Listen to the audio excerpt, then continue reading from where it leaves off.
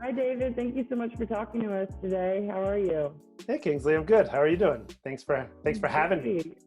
Of course. Well, thank you for doing this. I Sure. really wanted to talk to you today and ask you just a few questions about Scalar Marketing's approach to your design. I know that a really frequently asked question is, what are some red flags? How do I know that I even need an website upgrade? hmm What are some red flags that you generally see with your clients? Sure. For this? So yeah, no, it's actually a great question because a lot of times people don't even know if they need a new website, right? There's like, how do you know? And I think, while obviously we take the approach of wanting to create websites that are beautiful and eye-catching, and we hope that they are compelling, right? Right. You don't necessarily need a beautiful website to have a successful website, right? So just looking at a website doesn't necessarily tell you if it's a successful website or not. You could have a gorgeous website that is just really kind of confusing and people don't know what to do, and it's not compelling, but it looks really nice. And you can also have a really ugly website that is actually really compelling and converts a lot.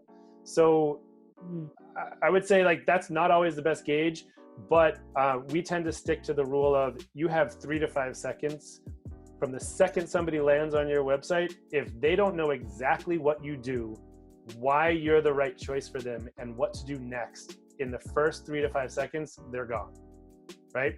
Now, that obviously some websites, the goal is to keep people for a long time, but still, why would you continue reading if you're not even sure if you're in the right place, right?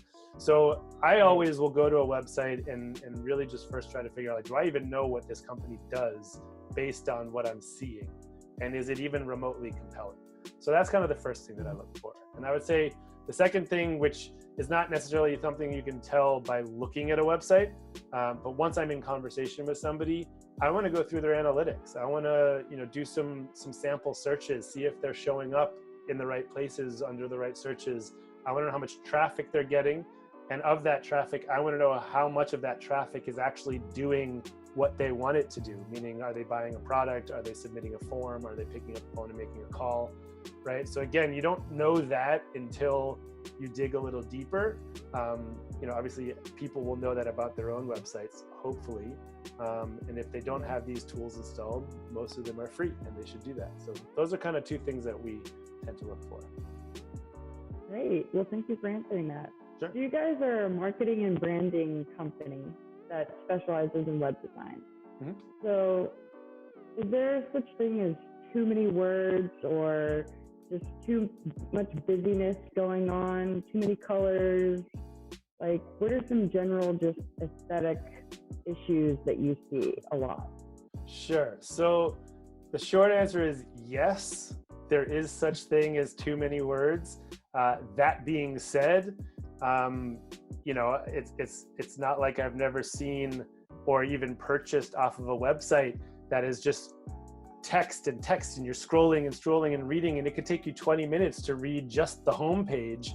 But if the person who created the website is a really good writer and is very compelling in their writing, and they're using that writing as basically a filter, because they know if you get even halfway down the page, you're sold, right?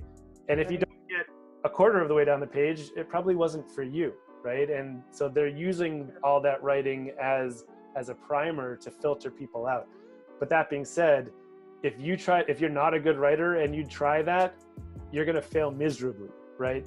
So I think generally most websites, at least the ones that we work on, the goal really is to get someone from landing on the website to either submitting a form, picking up a call, or picking up the phone and making a call, like getting through that process as quickly as humanly possible.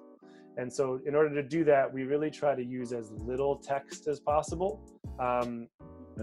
Blogs have a purpose, but if you're just kind of hoping that people browse around for an hour, it's like they're probably not going to.